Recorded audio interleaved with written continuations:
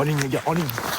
Infiltration à pas de loup, ralenti par la neige. Il faut résister aux moins 20 degrés sans altérer la concentration.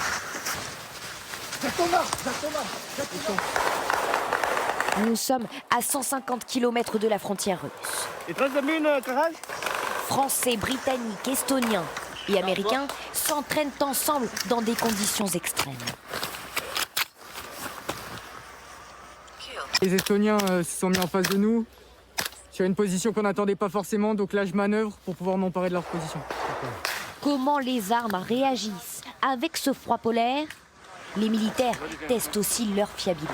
Avec le froid, on est surpris de voir qu'il y a quand même très peu d'incidents et que ça marche relativement bien.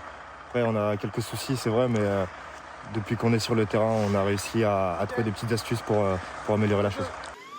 L'assaut est appuyé par la section drone, camouflée dans les bois.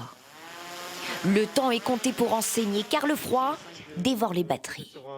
La caméra thermique décèle toutes les traces de chaleur laissées par l'ennemi. Là, par exemple, on peut voir que les roues sont plus ou moins chaudes. On peut identifier clairement des véhicules.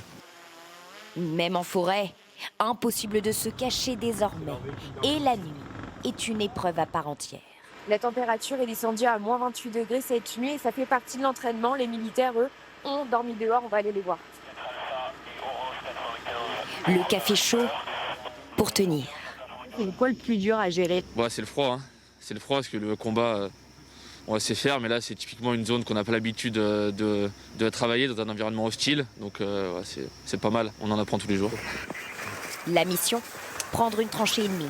5 heures de marche dans la forêt. Discrétion absolue. On est en train de s'infiltrer, on a 200 mètres à pied pour arriver jusqu'aux tranchées.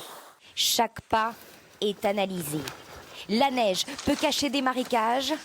Y tomber serait fatal par moins 20 degrés. Renouer avec le combat en tranchée.